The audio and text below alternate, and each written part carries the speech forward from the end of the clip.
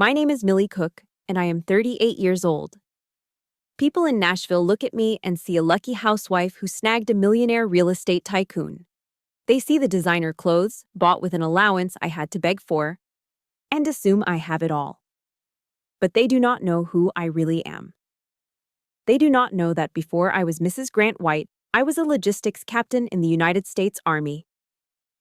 The moment the judge's gavel was about to come down, Grant, my husband, leaned over. His hot breath, heavy with the scent of expensive peppermint and stale bourbon, hit my ear. He whispered, low enough that only I could hear, but loud enough to shatter my soul. "You will never touch a dime of my money again, Millie. And tonight, Claire will be sleeping in the bed you spent 10 years keeping warm. You are just a useless little tin soldier." In the row behind us, my mother-in-law adjusted her pearls, smiling at my husband's mistress as if they were the real family. They thought I was trembling with fear. But they were wrong. I was not shaking from fear. I was executing radio silence discipline before H hour. Under the boring stack of divorce papers on the table, my hand was resting on a white envelope sealed with a red federal stamp. Grant thinks this is a divorce court. He does not know he is walking into a criminal trial.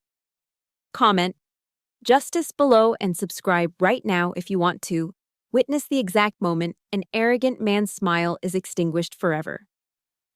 I sat with my back perfectly straight, creating a rigid 90-degree angle against the hard mahogany chair.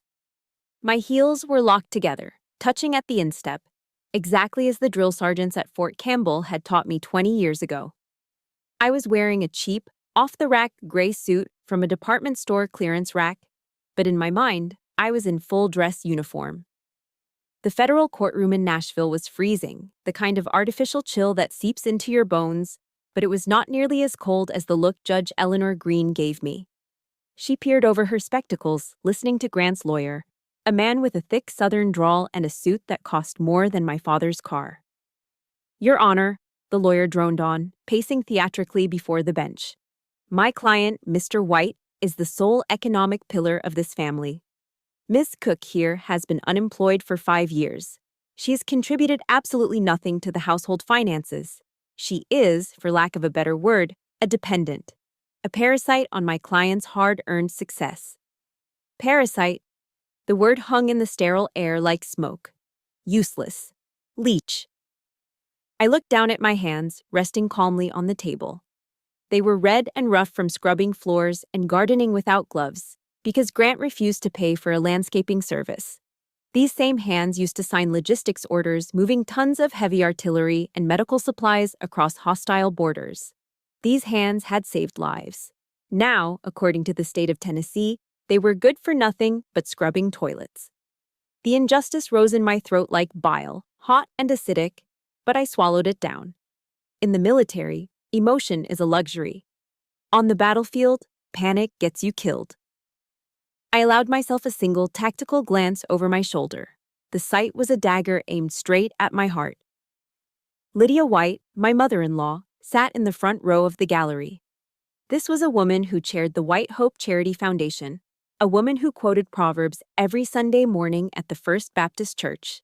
Yet here she was, gently patting the hand of Claire Davis, my husband's 24-year-old assistant. They were whispering to each other, giggling softly behind their manicured hands as if they were watching a romantic comedy, not the legal dismantling of a 10-year marriage.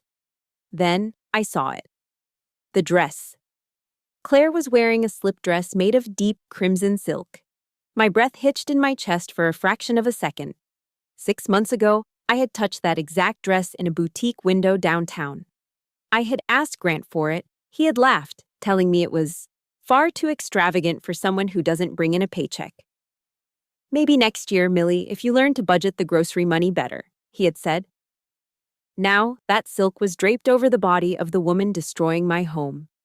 My husband's money, our money, was quite literally wrapping her in luxury while I sat here in polyester. Their audacity wasn't just immoral, it was a declaration of war. It was a clear signal that in the hierarchy of the White family, the mistress outranked the wife.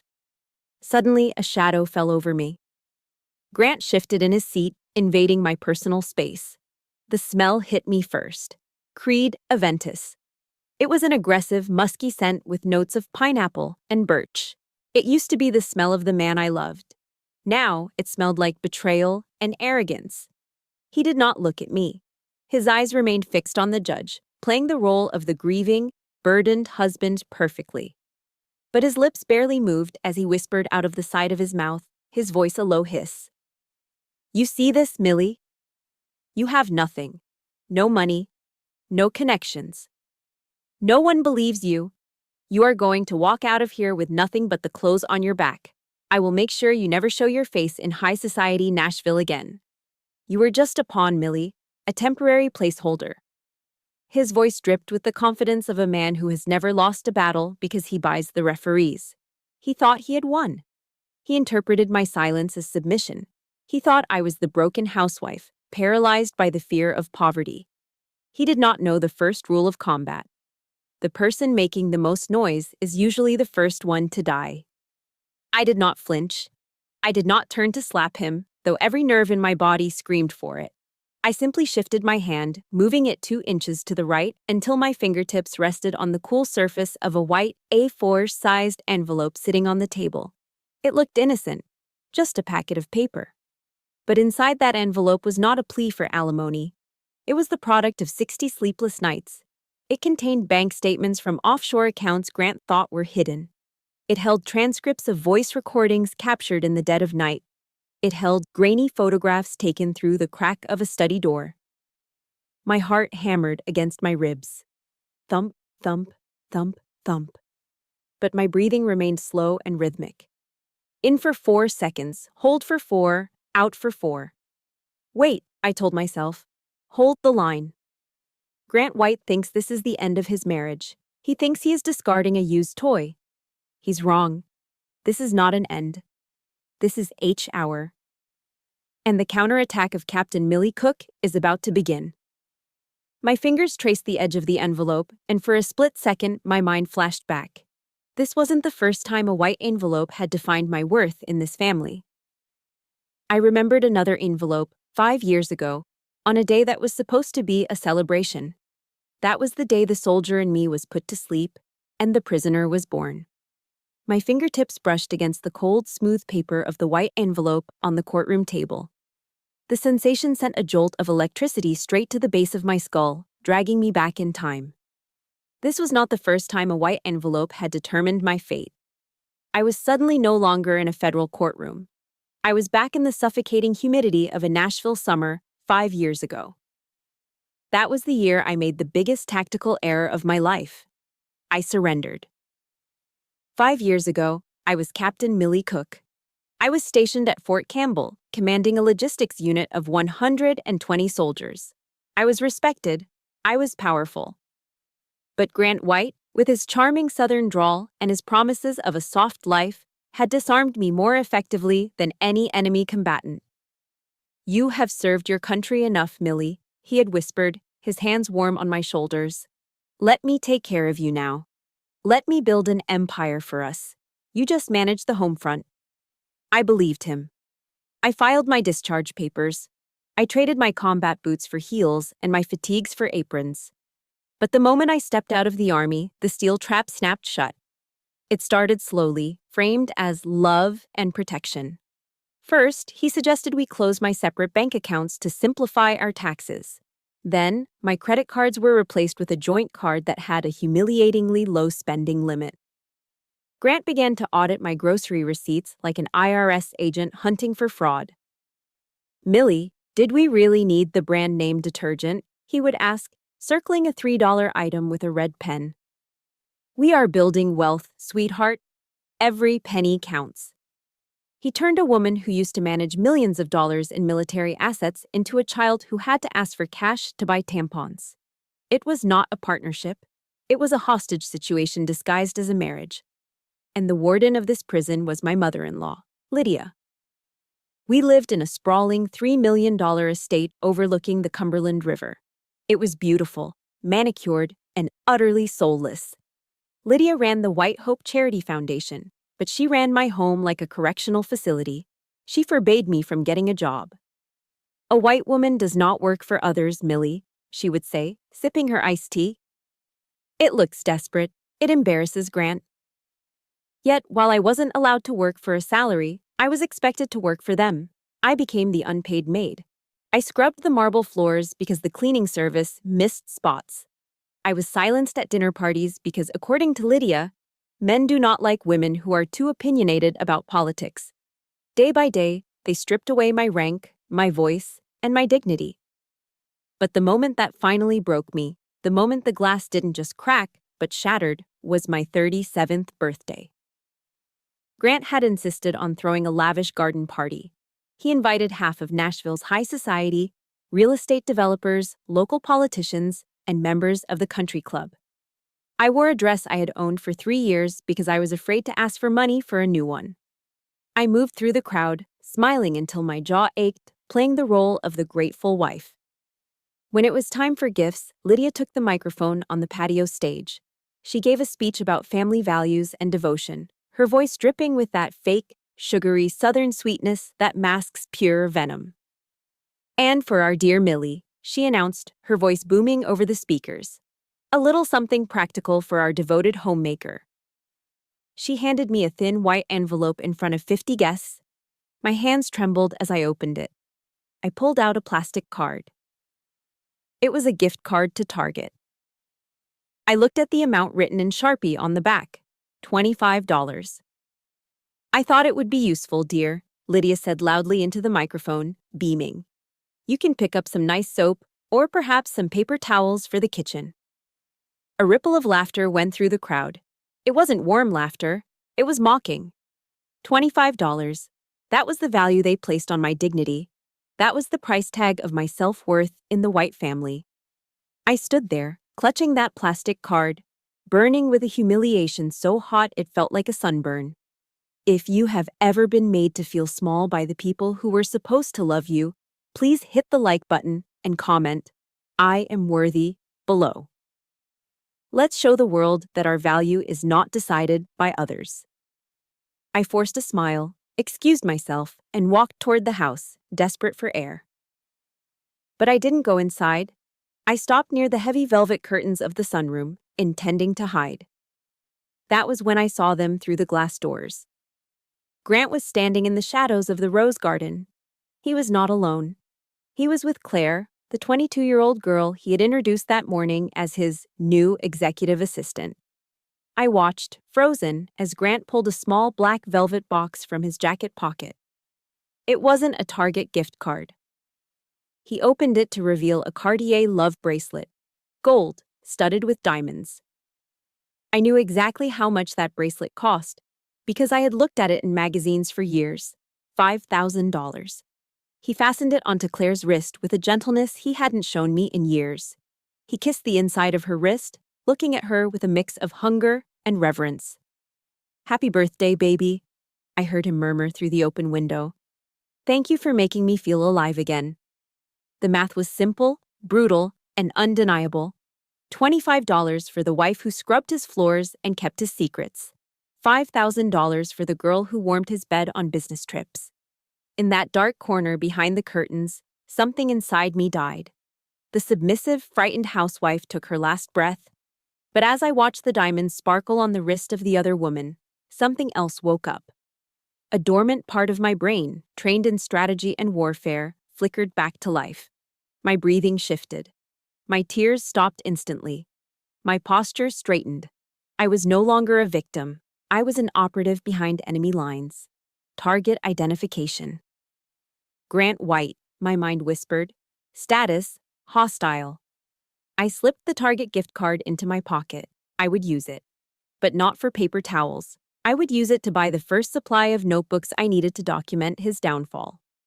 The opportunity for a counterstrike did not arrive with a bang, but with the heavy thud of a leather briefcase hitting the floor. It was a Tuesday night, shortly after 2 a.m. Grant stumbled through the front door, reeking of expensive scotch and cigar smoke. He had been at a fundraising gala for a local senator, or so he claimed. In reality, his shirt was unbuttoned at the collar, and there was a faint smear of lipstick on his neck that certainly did not belong to me. He didn't even make it to the bedroom. He collapsed onto the living room sofa, snoring within seconds. In the military, we call this a catastrophic security breach. I stood at the top of the stairs, watching him. My heart was not racing with heartbreak anymore. It was beating with the steady rhythm of a predator spotting wounded prey. I descended the stairs silently, my bare feet making no sound on the hardwood. I approached the target. Grant was out cold. His briefcase, usually locked and guarded like the nuclear football, was lying open on the rug where it had fallen. I held my breath and knelt. My hands moved with practiced precision. I didn't rummage, I surgically extracted a stack of papers that had slid halfway out. Most were boring construction permits, but near the bottom, I found a bank statement. It wasn't from his usual bank in Nashville. It was from a bank in the Cayman Islands. My eyes scanned the lines in the dim moonlight. One transfer stood out. $180,000. Sent to Haven Sun Holdings, Panama City. Panama. Grant was a local developer. He built strip malls in Tennessee and condos in Kentucky. Why was he funneling nearly $200,000 into a shell company in a tax haven known for money laundering? My blood ran hot, but my hands stayed cold. This wasn't just tax evasion. This was something darker. I pulled out my phone, snapped 3 clear photos of the document, and slid it back exactly where I found it. The next morning, I initiated reconnaissance by fire. This is a tactic where you fire at a likely enemy position just to see if they shoot back, revealing their location. Grant was sitting at the kitchen island, nursing a black coffee and a hangover. I walked in, holding the same bank statement, which I had printed out a copy of and accidentally left on the counter. "Honey," I said, my voice dripping with innocent curiosity. "I found this paper on the floor last night. Is Haven Sun a new vacation resort you are building? Why is the address in Panama?" Grant froze. The coffee cup stopped halfway to his mouth. For a split second, I saw pure panic in his eyes. Then, the mask slammed back into place. He snatched the paper from my hand and crumpled it into a ball. He laughed, a short, condescending sound that was meant to make me feel small. "Millie, please," he sneered, shaking his head. "Don't try to read financial documents. You will just hurt your pretty little head. This is complex international financing for raw materials. It is tax optimization, not a resort." He stood up, towering over me, using his height to intimidate. "You stick to making the grocery list and keeping the house clean. Leave the thinking to the men who actually make the money. Now, make me some eggs." He dismissed me. He thought he had crushed my curiosity with his arrogance. Fatal error, I thought as I cracked eggs into the skillet. He thinks I am stupid. That is his weakness. By dismissing me, he gave me permission to be invisible. And invisible is exactly what a spy needs to be. Saturday arrived. The weather was perfect for golf, which meant Grant would be at the Belle Meade Country Club for at least 4 hours. It was time to infiltrate the red zone, his home office. Grant had a strict rule. I was never allowed in his office. He claimed it was because he handled sensitive client data. I stood before the heavy oak door. It was unlocked, another sign of his arrogance. He didn't lock the door because he didn't fear me. I slipped inside and sat at his desk. His computer was asleep. I woke it up. A password prompt appeared. I cracked my knuckles. In the Army, we learned that people are creatures of habit. They choose passwords based on what they love most. I tried his birthday. Incorrect. I tried our wedding anniversary. Incorrect. I wasn't surprised. I tried the date he founded his company. Incorrect. Then, a sick feeling settled in my stomach. I typed in the numbers 0, 8, 1, 2. August 12th, Claire's birthday. Click. The screen unlocked. The humiliation stung like a slap, but I pushed it aside. I was in. I didn't have much time. I plugged in a high-speed USB drive I'd bought with cash 2 days ago. I navigated straight to a folder named Sun Project. My eyes widened as I opened a random PDF.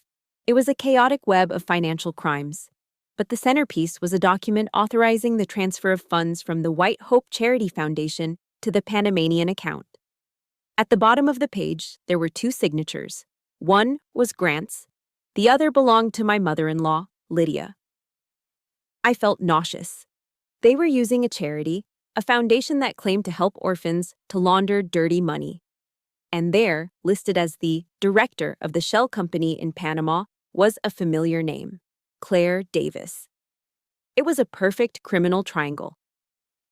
The mother provides the cover, the husband moves the money, and the mistress holds the offshore accounts. Copying 45%, 60%. The progress bar crawled across the screen. Suddenly, I heard the crunch of gravel on the driveway. A car engine. Grant wasn't supposed to be back for 2 more hours. My heart slammed against my ribs like a trapped bird. Come on, 90%, 100%. I yanked the USB drive out. I closed the windows, put the computer back to sleep, and wiped the mouse with the edge of my sleeve to remove fingerprints. I slipped out of the office and made it to the laundry room just as the front door opened. "Millie," Grant shouted from the hallway, "I forgot my lucky putter." I walked out with a basket of folded towels, my face a mask of calm boredom. Inside my pocket, my hand clutched the small silver drive. It was burning against my thigh. "It's in the garage, Grant," I said flatly. He didn't even look at me as he rushed past. He had no idea. He thought he was just grabbing a golf club.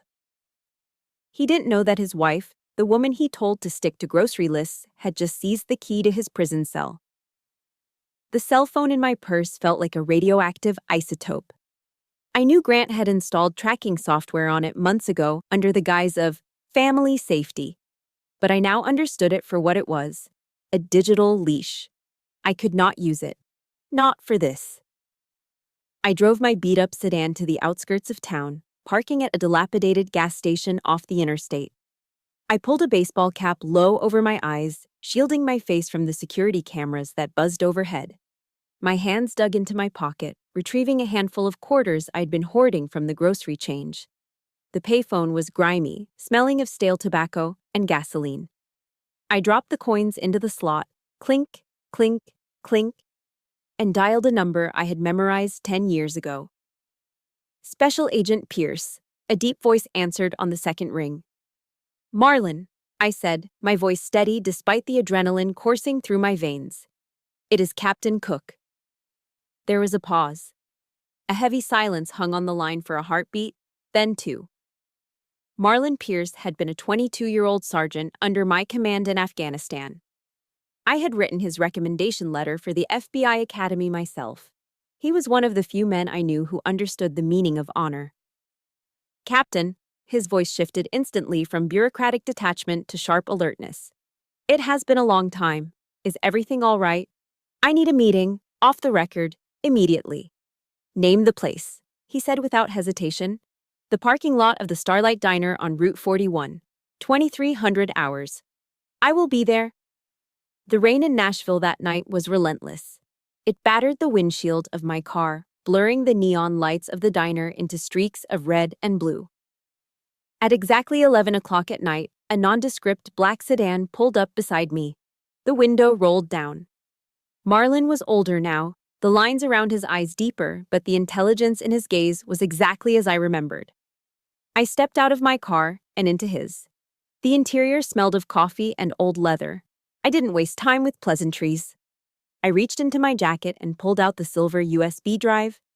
It felt heavy in my palm, heavier than its physical weight should allow. "Grant thinks he's just hiding assets from a divorce," I said quietly. "But I found this." Marlin took the drive and plugged it into a ruggedized laptop. The screen flickered to life, casting a blue glow over his face. I watched him read. For 5 minutes, the only sound was the rhythmic drumming of rain on the roof and the clicking of his keyboard. His expression hardened. He took off his wire-rimmed glasses and rubbed the bridge of his nose.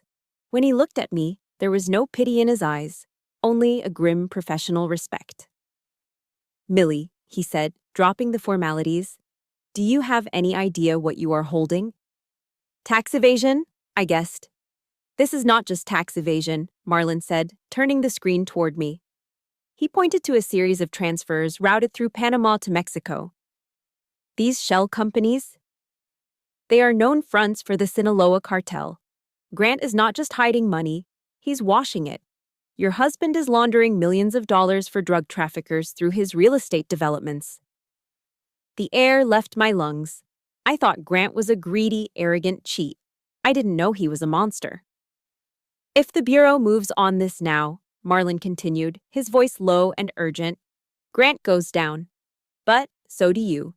Your name is on the joint tax returns. Without proof that you were unaware, the federal prosecutor will view you as a co-conspirator.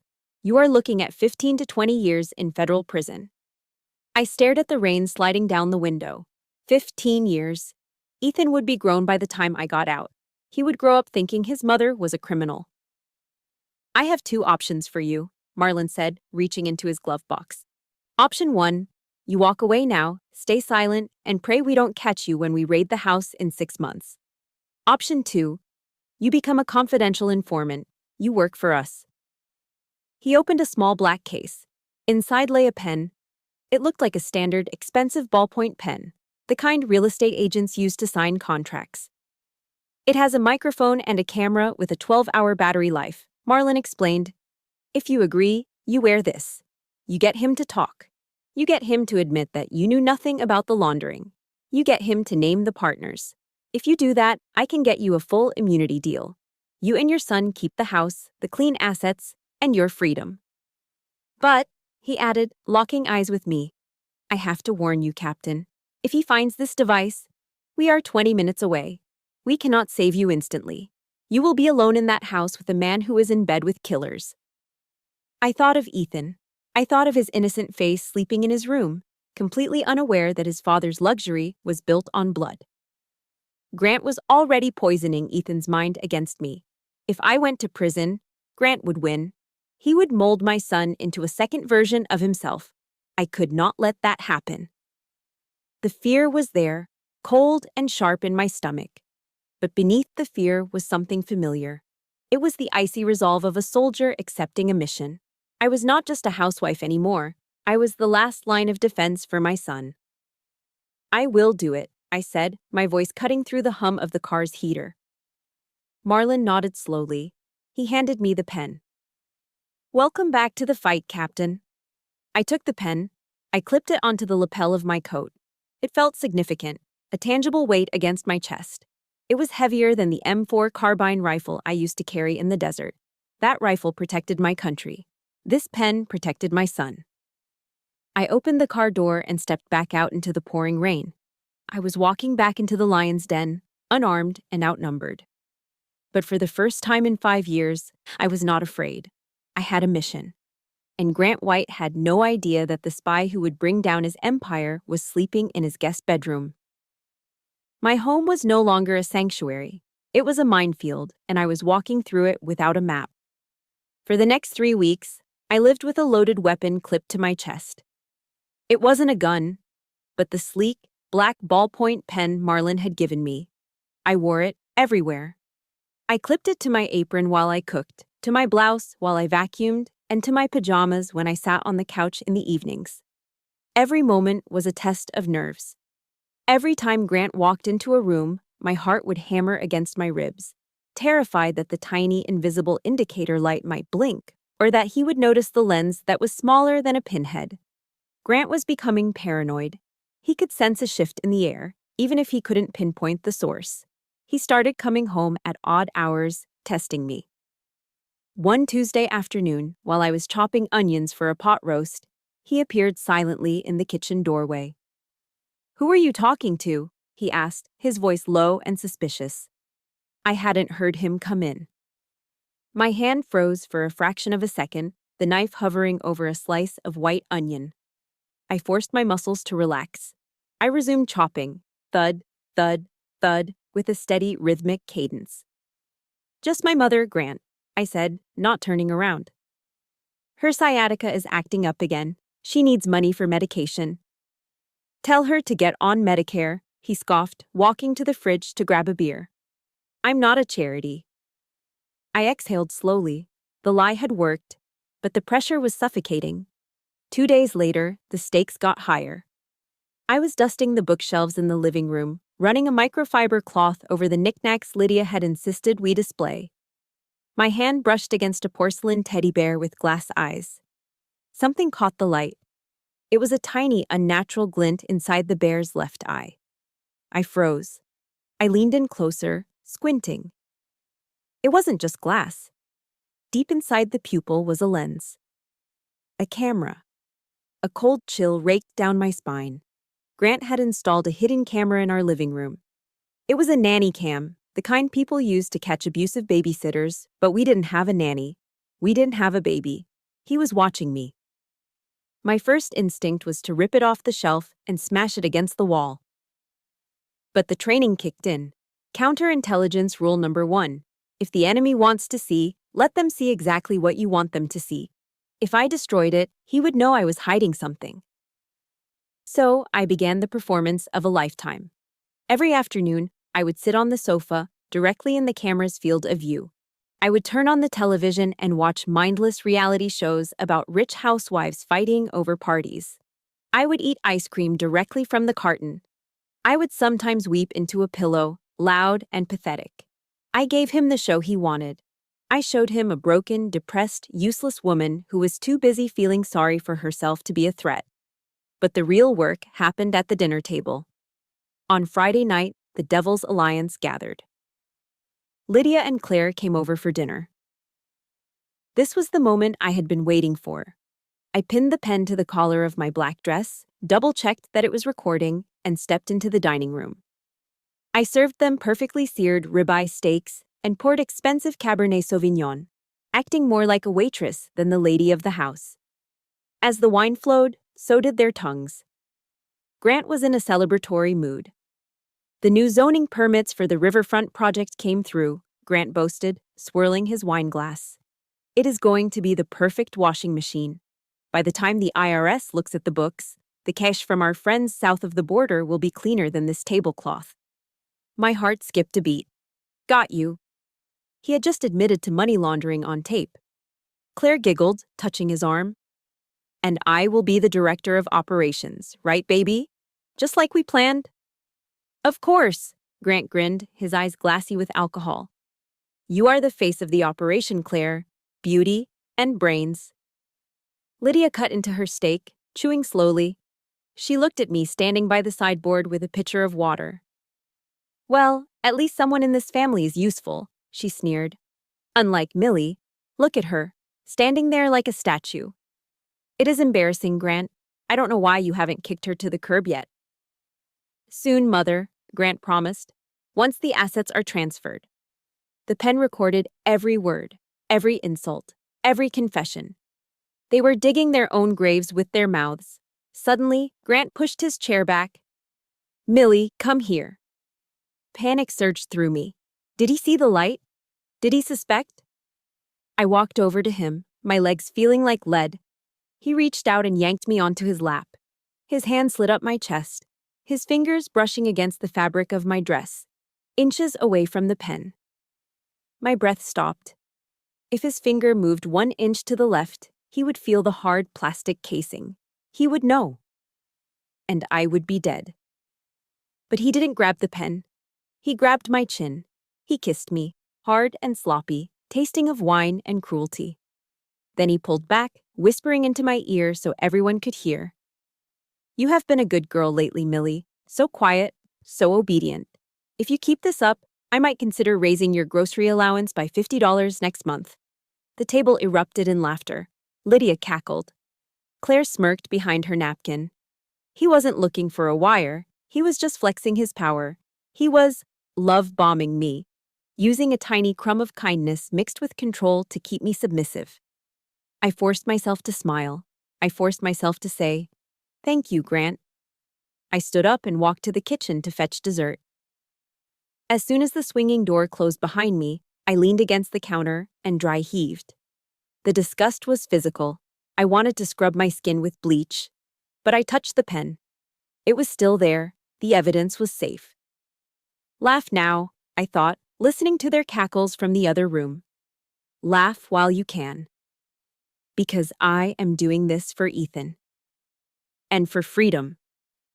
The sound of a 2-stroke engine shattering the afternoon silence was the first warning. It wasn't the hum of a lawnmower. It was the aggressive, high-pitched whine of a dirt bike. I ran to the front window. In the driveway, my 14-year-old son, Ethan, was straddling a brand-new, bright blue Yamaha dirt bike. He was revving the engine, his face flushed with an intoxication that had nothing to do with adrenaline and everything to do with power. Standing next to him, arms crossed over his chest and grinning like a conquering king, was Grant. I threw open the front door and marched out. Grant, what is this? We discussed this, I told you, absolutely not. It is too dangerous for a 14-year-old to ride in this subdivision. Grant didn't even turn to look at me. He just winked at Ethan. See, I told you. Here comes the fun police. Ethan laughed. It was a sharp, cruel sound that didn't belong in a child's throat. Mom, chill out, Ethan snapped, revving the engine again, sending a cloud of exhaust fumes into my face. Dad bought it for me. It's a gift. It is a death trap, I said, my voice rising. I reached for the handlebars to turn the ignition off. Ethan, get off the bike, now. Grant stepped between us. He used his height to tower over me, blocking my path to our son. Back off, Millie, stop babying the boy. He's a white man. He needs to learn to be brave, not a coward like his mother. Let him ride. He turned to Ethan. Go on, son. Do a lap. Ignore her. Ethan tore out of the driveway, the tires screeching on the asphalt. I watched him go, my heart in my throat, terrified he would crash. But what scared me more was the look Grant gave me. It was the look of a man who knew he had just bought his son's loyalty for the price of a few $1,000s. Later that evening, I tried to do damage control. I went up to Ethan's room. He was lying on his bed, still wearing his motocross boots, scrolling on his phone. Ethan, I said softly, sitting on the edge of his bed. I'm not trying to be mean. I just worry about your safety. Your father shouldn't have gone behind my back. Ethan sat up abruptly. He shoved my hand off the mattress as if my touch burned him. Stop it, he shouted. Stop trying to ruin everything. I recoiled. Ethan. He stood up, his face twisted in a sneer that was a terrifying replica of his father's. Dad told me everything, Mom. He told me why you are always angry. He told me you are just jealous. Jealous? I whispered, stunned. Yeah, because Dad is successful and you are nothing. Ethan spat the words out. Dad earns all the money. He built this house, and you just sit around and complain. Dad says you are planning to divorce him so you can steal his money. He says you are a gold digger. The air left the room. Gold digger. My son. The boy I had nursed through fevers, the boy I had taught to read, the boy I was currently risking federal prison to save, was looking at me with pure hatred. Ethan, that is not true, I said, my voice trembling. Your father is lying to you. Liar, Ethan screamed, his eyes wet with angry tears. You are the liar. You are useless. Dad is the only one who cares about me. Get out. Get out of my room. He picked up a pillow and threw it at me. It hit me in the chest with a soft thud, but it felt like a sledgehammer. I wanted to scream. I wanted to grab him by the shoulders and shake him. I wanted to yell, Your father is washing money for drug cartels. Your father is a criminal. I am working with the FBI to save us. But I couldn't. I had signed the agreement. I was under strict orders from Agent Pierce. If I blew my cover, Grant would destroy the evidence, flee the country, or worse, he might hurt Ethan to silence me. I had to swallow the poison. I had to let my son believe I was the villain so that I could be his savior. I backed out of the room, closing the door as Ethan cranked up his music to drown me out. I walked down the hall to the master bedroom, past Grant, who was sitting in his armchair reading the Wall Street Journal. He didn't look up, but I saw the smirk playing on his lips. He heard the screaming. He knew he had won. I went into the master bathroom and locked the door. I turned on the shower, cranking the handle all the way to the right until the water was scalding hot. The room filled with steam. Only then, under the roar of the water, did I let myself slide down the tiled wall to the floor. I pressed my hands over my mouth to muffle the sound of my sobbing. The pain was physical. It felt as if Grant had reached into my chest and ripped my heart out, only to feed it to our son. He was turning Ethan into a monster. He was using parental alienation as a weapon of war. If you are a mother who has ever had to be the bad guy to protect your child, or if you've ever been painted as the villain while doing all the work. Please hit the like button and comment Mama Bear below. Let me know I'm not alone in this fight. I sat there for 20 minutes, letting the hot water run, letting the steam hide my tears. But as the tears dried, something else took their place. I stood up and wiped the condensation off the mirror. My eyes were red and swollen, but the woman staring back at me was not broken. She was furious. Grant White had made a fatal mistake. He thought that by turning Ethan against me, he would break my spirit. He didn't understand a mother's love. He didn't understand that I would walk through hell to save my son, even if I had to burn Grant's empire to the ground to do it. No, I whispered to my reflection. I will not let you take him. You can have the money. You can have the house. But you will not have his soul. I reached into my robe pocket and pulled out the black pen. I unscrewed the bottom half, revealing the tiny data port. Tonight, I wouldn't just record a conversation. Tonight, I was going to plant the final piece of evidence that Marlon needed to get the arrest warrant. Grant wanted a war. He just drafted a soldier who had nothing left to lose. In the world of high-stakes crime, it is rarely the masterminds who bring the whole house of cards down. It is usually the intern, or, in my husband's case, the mistress. Grant had made a classic tactical error born of arrogance. He didn't trust professional accountants with the true depths of his illegal activities because he feared blackmail. Instead, he trusted Claire. He believed that because she was sleeping with him, she was loyal. And he believed that because she was young and eager, she was competent. He was wrong on both counts. Claire was pretty, yes, but she was also the kind of person who used password 123 for her login credentials. It happened on a Tuesday morning. I was in the kitchen, sipping lukewarm coffee and logging into the joint family email account on my iPad. This account was usually a graveyard of utility bills, country club newsletters, and spam from luxury car dealerships. Grant assumed I only checked it to pay the electric bill. But that morning, a new message popped up in the inbox. Sender, Claire Davis. Subject, VIP client list. October updates. Attachment, Sun Project, Geese Ledger, final.xclsc itself. My heart stopped. Why would Claire send this to the family email?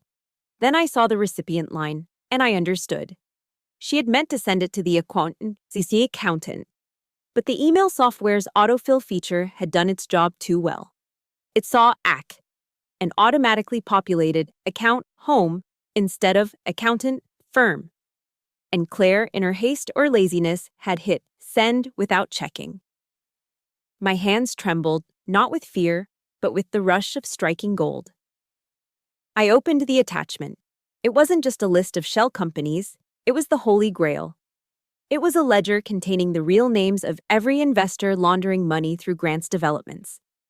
I recognized names from the news, local politicians, construction magnates, and several names that sounded distinctly like members of the Sinaloa cartel. This was the smoking gun. This was the piece of evidence that linked the money directly to the criminals. I plugged my USB drive into the iPad adapter and downloaded the file. I saved it, encrypted it, and backed it up to a secure cloud server Marlon had set up for me. Then, I faced a choice. The safe move would be to delete the email from the inbox and pretend I never saw it. That would keep my cover intact. But I was done playing safe. I was angry. And I needed them to panic. Panic makes people sloppy. I left the email in the inbox, and I marked it as read. That afternoon, the sun was blazing over Nashville. I walked out to the backyard patio.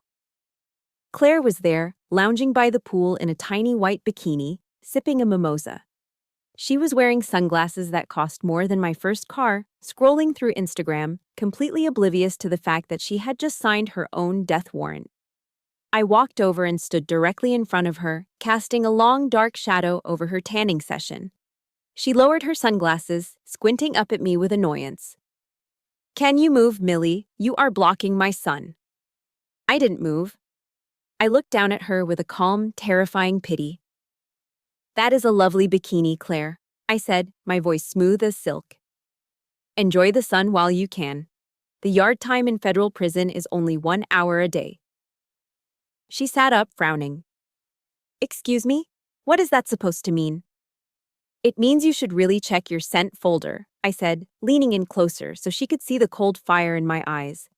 And you should probably learn the difference between accountant and home account before you hit send next time. Her face went pale. The blood drained from her cheeks so fast she looked like a ghost.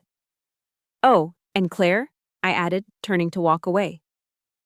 The federal sentencing guidelines for conspiracy to commit money laundering carry a mandatory minimum of 10 to 20 years. I hope you look good in orange. I heard the glass shatter behind me. She had dropped her mimosa on the concrete.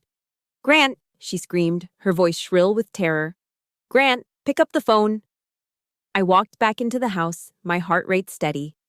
The psychological operation, PSYOPs, was a success. I went to the kitchen, poured myself a glass of water, and waited. 20 minutes later, Grant's Mercedes screeched into the driveway. He burst through the door, his face purple with rage and fear. Lydia followed him, looking equally terrified. You idiot! Grant was screaming at Claire, who was sobbing on the patio. How could you be so stupid? Did she see it? Did she download it? I don't know, Claire wailed. She said something about federal prison. We have to move the assets, Lydia hissed, her voice trembling. Right now, tonight, before she talks to anyone. Millie is too dumb to know what she saw, Grant shouted, pacing the living room floor. But we can't take the risk. Call the banker in the Caymans. Tell him to liquidate the Sun accounts. Transfer everything to the crypto wallets. Do it now. I stood in the hallway, unseen, polishing a mirror. The black pen clipped to my blouse was recording every scream, every frantic phone call, and every authorization code they shouted into their phones.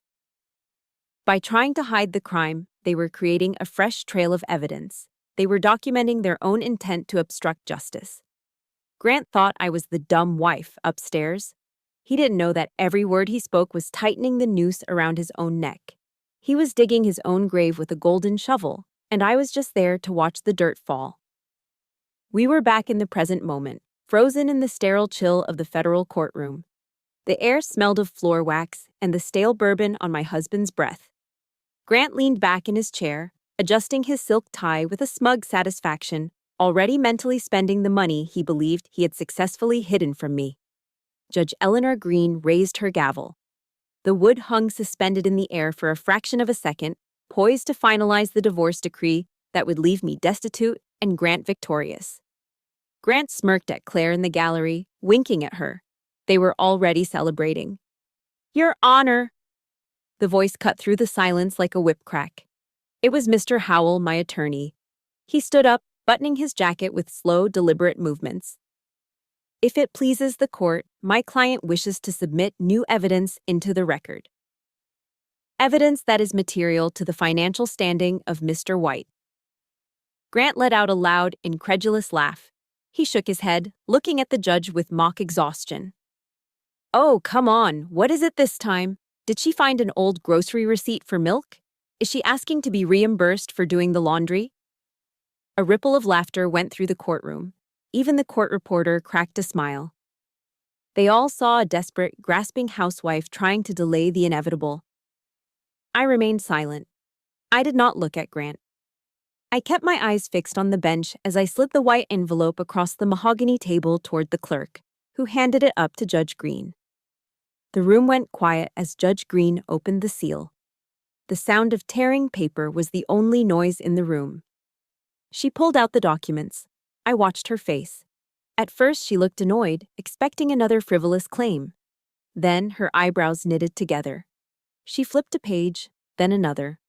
Her eyes widened behind her spectacles. Her casual posture vanished, replaced by a rigid, terrifying stillness. She looked at the bank statements bearing the Panamanian seal. She looked at the photos of the ledger. She saw the transcripts of the dinner conversation where Grant admitted to washing the money. And finally, she saw the official stamp of the Federal Bureau of Investigation on the cover letter. Judge Green slowly lifted her head. Her gaze did not land on me. It landed on Grant like a judge's gavel. Mr. White, she said, her voice dropping an octave, cold and dangerous. This file has been authenticated by the FBI's Financial Crimes Division. It appears that what started as a civil divorce proceeding has just become a crime scene. The smirk vanished from Grant's face instantly. He blinked, confused. Excuse me? What are you talking about? That woman is crazy. She forged those. I don't think so, Mr. White, the judge replied, closing the file. Before Grant could open his mouth to lie again, the double doors at the back of the courtroom burst open with a deafening boom. Federal agents, nobody move! The shout echoed off the high ceilings. 10 agents in tactical gear poured into the room, their movements synchronized and lethal. They were wearing navy blue windbreakers with bold yellow letters, FBI. Leading the charge was Special Agent Marlon Pierce. He wasn't the young sergeant I'd commanded in the desert anymore. He was the hammer of the United States government. Chaos erupted. Grant White, Lydia White, Claire Davis. Marlon's voice boomed over the commotion. You are under arrest for money laundering, tax evasion, and racketeering under the RICO Act. Claire screamed, a high piercing shriek that shattered the dignity of the court. She scrambled backward, knocking over her chair, trying to hide behind a wooden pillar. I didn't do it. I was just the assistant. In the front row, Lydia gasped, clutching her pearls in a performance worthy of an Oscar, before slumping sideways onto the bench in a theatrical faint. No one moved to help her. Grant stood up, his face turning a violent shade of purple.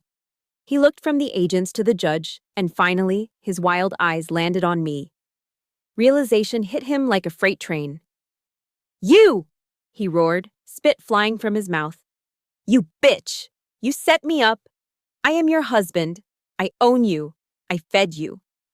He lunged toward me, his hands curled into fists. He never made it. 2 agents tackled him from the side, hitting him with the force of a linebacker.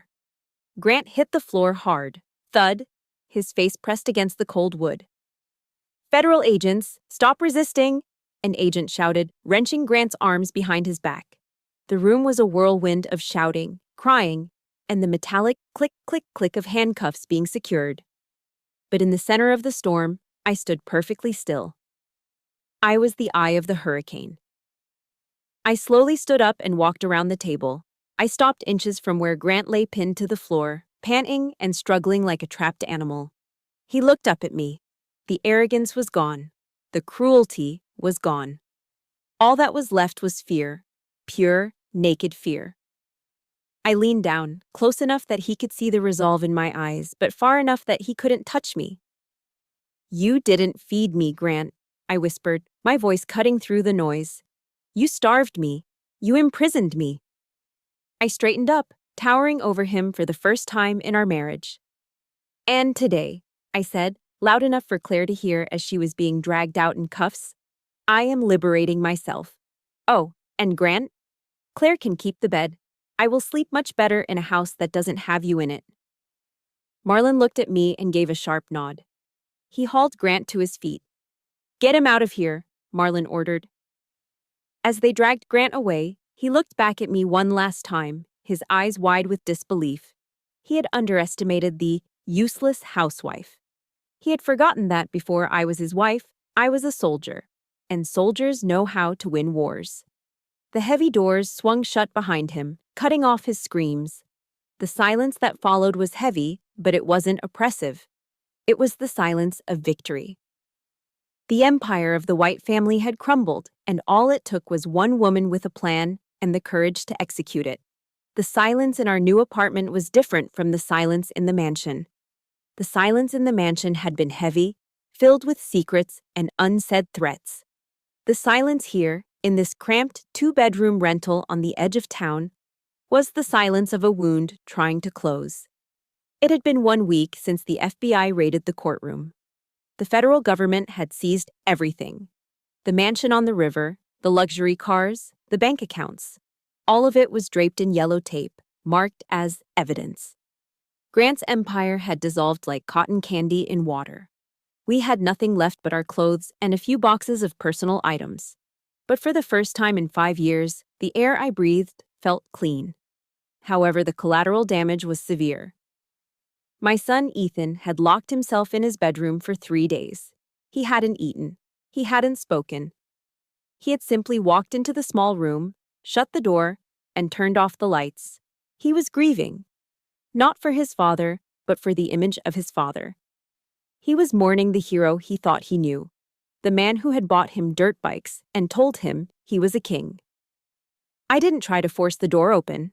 I didn't yell.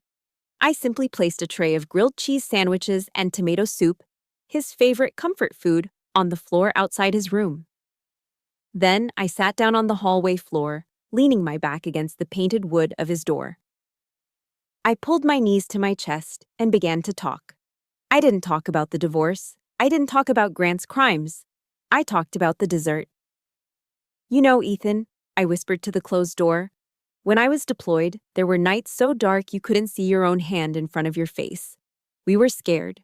We were tired. But we never left a soldier behind. No matter how bad it got, we stayed. And I am staying right here. I am not going anywhere.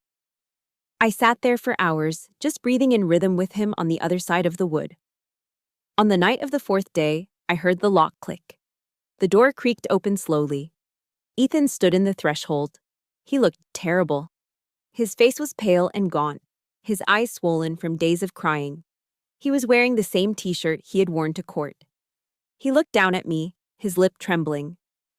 "Mom," he croaked, his voice cracking. I saw the news on my phone. They said Dad stole money from Grandma's. They said he helped bad men hurt people. I stood up slowly, my legs stiff from sitting on the hard floor. Yes, baby. The news is true. Ethan looked at me with a devastation so profound it broke my heart all over again. He lied to me. He told me you were the bad one. He told me you betrayed us. He was trying to protect himself, Ethan. He used you as a shield. Ethan took a step forward. He looked small again, not like the arrogant teenager on the dirt bike, but like my little boy. I called you useless, he whispered, fresh tears spilling over his cheeks. I called you a gold digger. I'm so sorry, Mom. I am so sorry. I didn't let him finish. I pulled him into my arms, holding him tighter than I had ever held anything in my life. He buried his face in my shoulder and sobbed, his whole body shaking with the release of the poison Grant had injected into him. It is okay, I murmured into his hair, rocking him back and forth. It is not your fault. You were a victim too. But it is over now. No more lies, no more secrets. We start over, just you and me.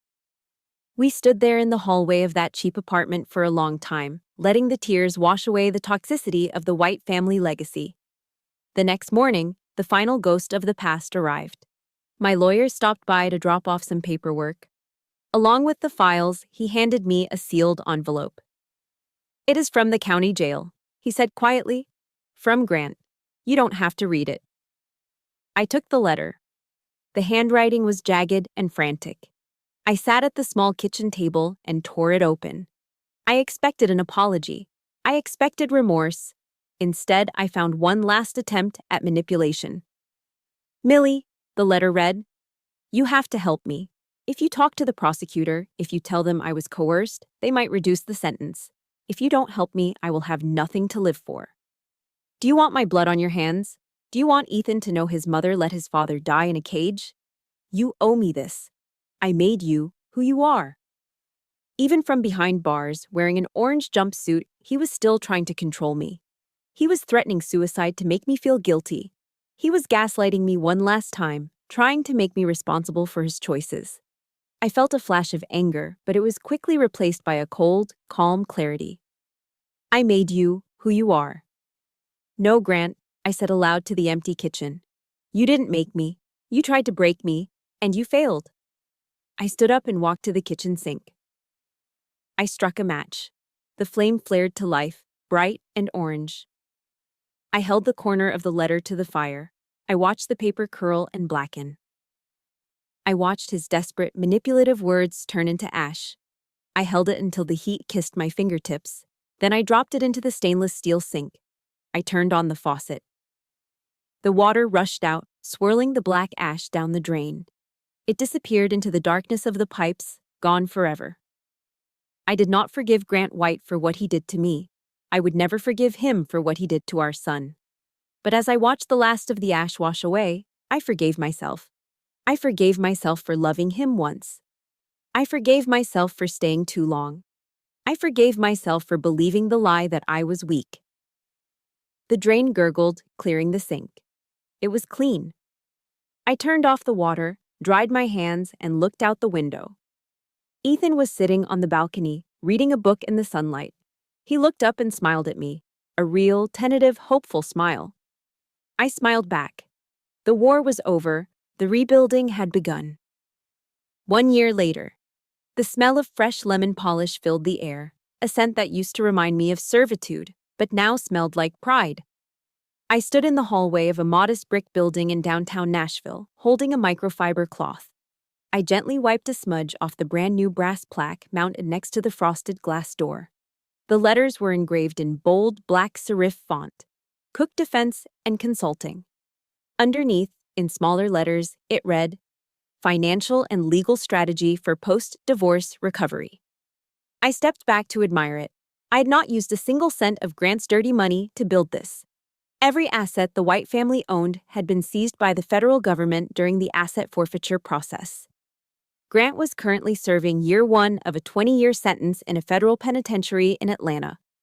This office was built on my Army pension, which I had finally reclaimed, and a small business administration loan that I had secured with my own credit score. It wasn't a multi-million-dollar empire, but it was mine. It was clean. It was honest. I opened the door and walked into the reception area. It was small, painted a calming shade of sage green. Sitting in one of the waiting chairs was a young woman. She couldn't have been more than 25. She was clutching a designer handbag as if it were a life preserver, her knuckles white. Dark circles bruised the skin under her eyes, and she jumped slightly when the door clicked shut. I stopped. For a heartbeat, I didn't see a stranger. I saw myself, sitting in that courtroom 1 year ago, terrified and isolated. I saw the same tremor in her hands, the same look of a woman who had been told she was useless so many times she had started to believe it. I didn't walk behind my desk to create distance. I walked straight over to her and sat in the chair opposite hers. Mrs. Reynolds, I asked softly. She nodded, tears instantly welling up in her eyes. I don't have access to the accounts, she stammered, rehearsing the apology she probably gave her husband every day. He says I'm bad with numbers. He says if I leave, he will crush me. I reached out and placed my hand over hers. My grip was firm, transmitting the strength she didn't know she had. Look at me, I said, dropping my voice to the command tone I used to use in the barracks. You are not bad with numbers. You are being gaslighted. And you are not alone anymore. She looked up, startled by the certainty in my voice. I was where you are, I told her. I know the script he is using because I lived it. But we are going to rewrite it. You are a warrior, Mrs. Reynolds. You have just forgotten how to use your weapon. We are going to find it together. A flicker of hope ignited in her eyes. A tiny spark, but it was enough to start a fire. That look was better than any paycheck. That was my legacy. I wasn't just surviving, I was building an army of women who would never be victims again. Later that afternoon, the office door swung open again. Special delivery, a voice called out. Ethan walked in, dropping his backpack on the sofa. At 15, he had shot up 3 inches. The baby fat was gone from his face, replaced by a jawline that was becoming defined.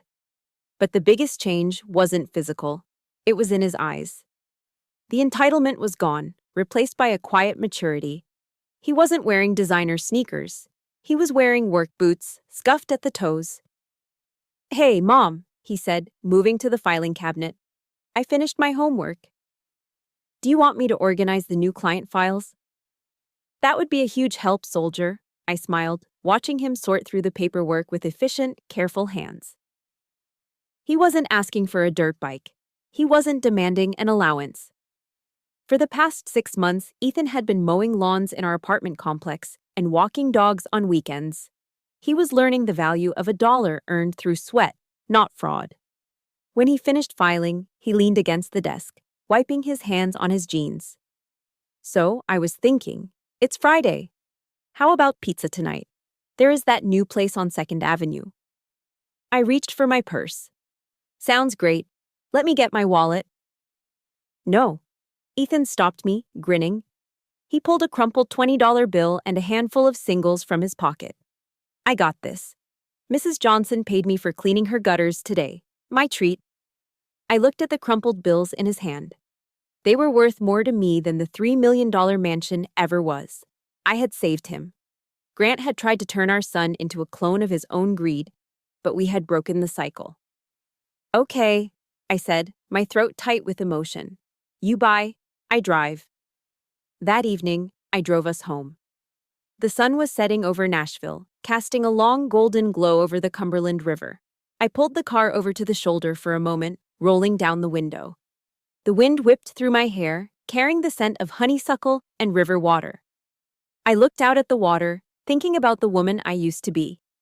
The woman who stood behind velvet curtains, watching her husband give diamonds to his mistress, feeling like she was worth $25.